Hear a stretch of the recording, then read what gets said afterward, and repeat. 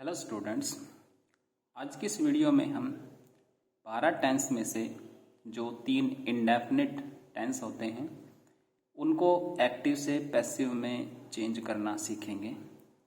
Let's start. First is present indefinite tense. Present indefinite tense को हम active से passive में कैसे बदलेंगे, इसके लिए जो रूल है उसको पहले समझ लेते हैं। ये हम ऑलरेडी एक वीडियो में बता चुके हैं कि एक्टिव से पैसिव बनाने का बेसिक कॉन्सेप्ट क्या होता है। तो सबसे तो पहले हम ऑब्जेक्ट को हम सब्जेक्टिव केस में सब्जेक्ट बनाकर प्रयोग करेंगे। प्रेजेंट इंडेफिनिट टेंस की पैसिव बनाने के लिए जो हेल्पिंग वर्ब प्रयोग होगी इज, आर या एम में से कोई एक यहाँ का जो सब्जेक्ट होगा उसके अकॉर्डिंग। जो मेन एक्शन वर्ब होगी सेंटेंस में उसकी थर्ड फॉर्म, और बाई के द्वारा सब्जेक्ट को ऑब्जेक्टिव फॉर्म में चेंज करके सेंटेंस को पैसिव बना देंगे। एग्जाम्पल के माध्यम से समझेंगे, आपको बेहतर समझ आएगा। जैसे एक सेंटेंस है राम प्लेज फुटबॉल, ये एक्टिव वॉइस का सेंटेंस है। यहाँ पर राम हमारा सब्जेक्ट है, प्ले हमारी वर्ब है और फुटबॉल हमारा ऑब्जेक्ट है। अब जब भी कोई हमारा ऑब्जेक्ट कोई नाउन होता है तो उसको चेंज नहीं किया जाता।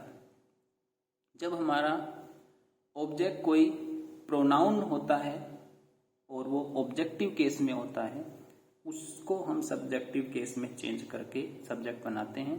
यहाँ पर फुटबॉल हमारा चेंज नहीं होगा, फुटबॉल सब्जेक्ट बन जाएगा। फुटबॉल, अब फुटबॉल का जो नंबर है वो सिंगल है तो फुटबॉल के साथ हम इज प्रयोग करेंगे। Football is played by Ram, ये पैसिव वॉइस हो गया।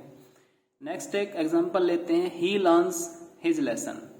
यहाँ पर हिज लेसन सब्जेक्ट बन जाएगा। हिज लेसन, लेसन सिंगुलर है तो इज का प्रयोग करेंगे और जो लर्न वर्ब है उसकी थर्ड फॉर्म लर्न प्रयोग करेंगे। His lesson is learn by. अब यहाँ पर जो हमारा ये सब्जेक्ट था ही, इसका हम ऑब्जेक्टिव केस हिम प्रयोग करेंगे। यदि यहाँ पर शी होता तो हम हर का प्रयोग करते। दे एब्यूज मी डेली। अब यहाँ पर ऑब्जेक्ट है मी, जिसको सब्जेक्ट बनाया जाना है, वो बनेगा आई। आई के साथ जो हम वर्ब टू बी की फॉर्म प्रयोग करेंगे एम, आई एम, और जो एक्शन वर्ब है एब्यूज उसकी third form abused. I am abused daily.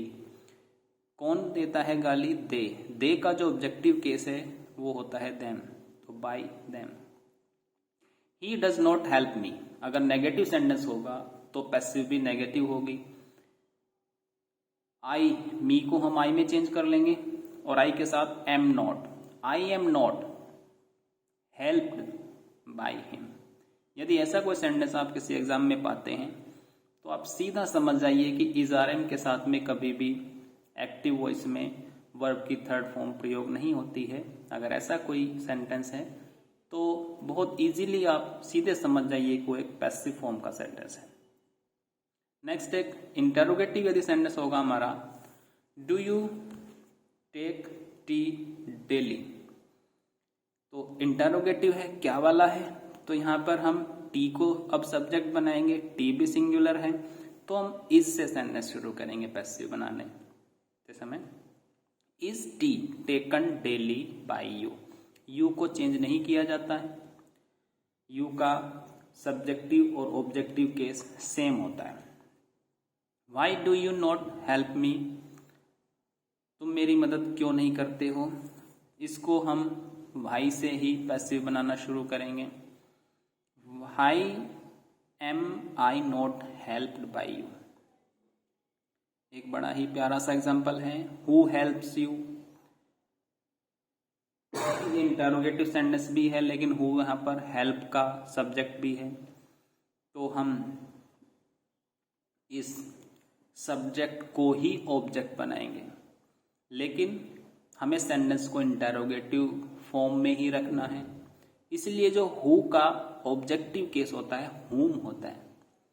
अब ऑब्जेक्टिव केस हम बाई के द्वारा सेंटेंस के लास्ट में प्रयोग करते हैं, लेकिन इस सेंटेंस को हम इंटेरोगेटिव रखने के लिए बाई होम सेंटेंस के बिल्कुल शुरुआत में प्रयोग करेंगे। ये हमेशा याद रखें कि हु से शुरुआत होने वाले एक्टिव वॉइस का जो पैसिव होगा उसमें बाई होम बिल्कुल शुरुआत में रखा जाएगा। क्यों? क्योंकि सेंटेंस को हमें इंटेरोगेटिव भी रखना है। यदि हम बाई होम को बाद में ले जाएं तो हमारा सेंटेंस उस समय फिर इंटेरोगेटिव नहीं रह जाएगा। बाई होम किसके द्वारा? अब पहले ऑब्जेक्ट था यू, अब इसको हम हेल्पिंग वर्ब ले लेंगे आर। अब यहां पर ये ध्यान रखेंगे कि ये जो वर्ब टू बी की जो फॉर्म प्रयोग हो रही है वो यहां प्रयोग होने वाले प्रोनाउन के नंबर के अकॉर्डिंग प्रयोग हो रही है। By whom are you helped, बहुत ही प्यारा सा एग्जाम्पल। यदि आप इसको समझ ले जाएंगे तो कॉम्प्लिकेटेड पैसिव बनाने में आपको कभी भी कोई समस्या नहीं आने वाली है। हु टीच यू इंग्लिश, ऐसा ही एक दूसरा एग्जाम्पल।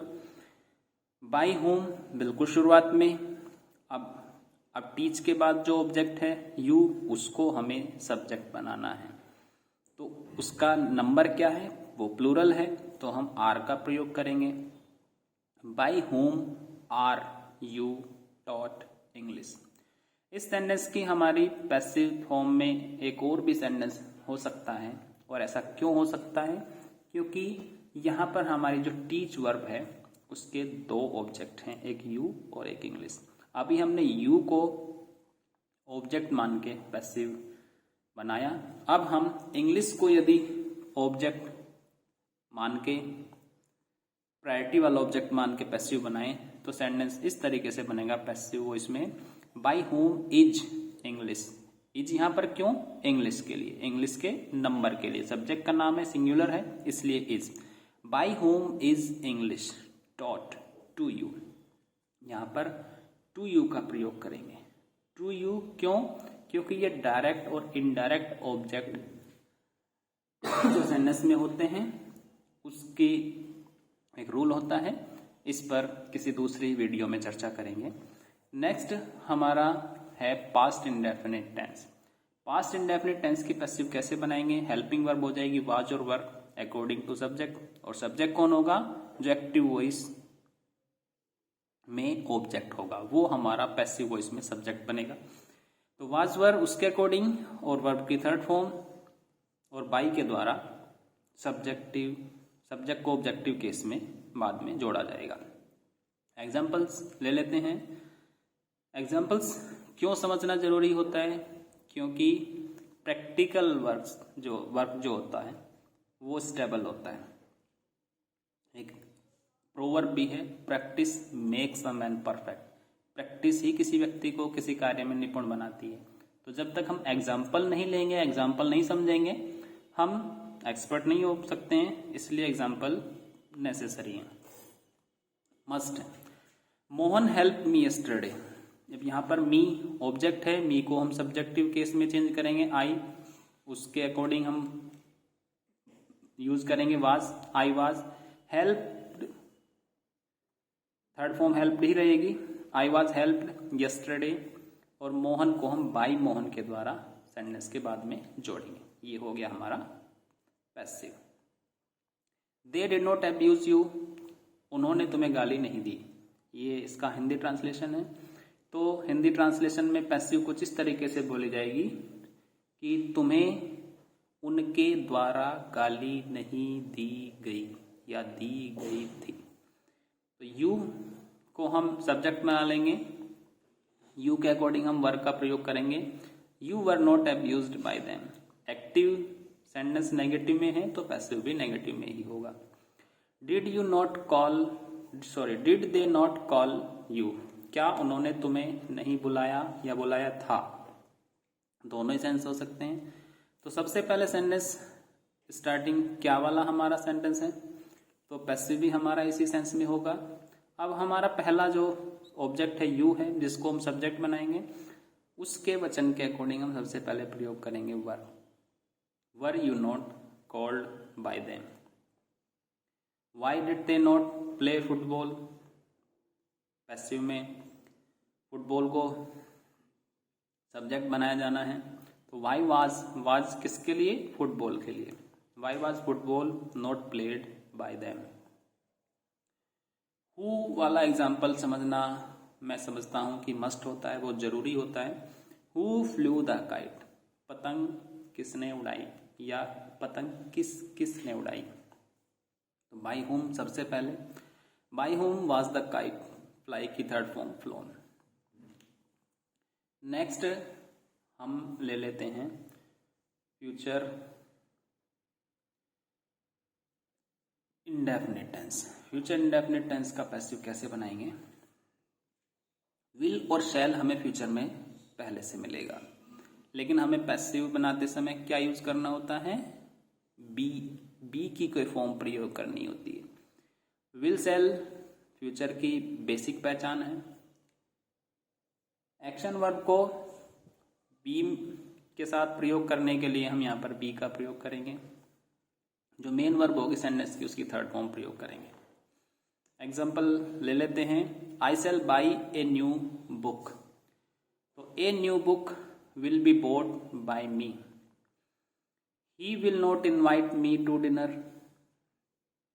यहां पर मी को हम सब्जेक्ट बनाएंगे, सेंटेंस नेगेटिव में रहेगा। I shall not be invited to dinner by him.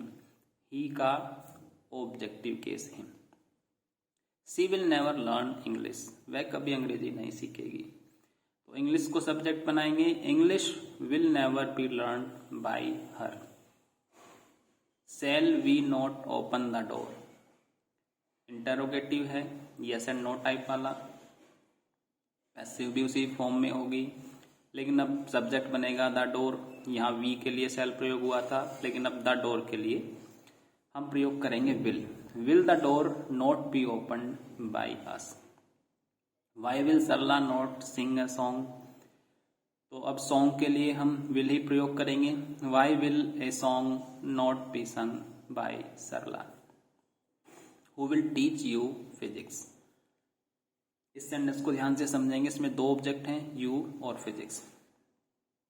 तो हम फिजिक्स को यहां पर सब्जेक्ट बना लेते हैं। By whom will physics be taught to you.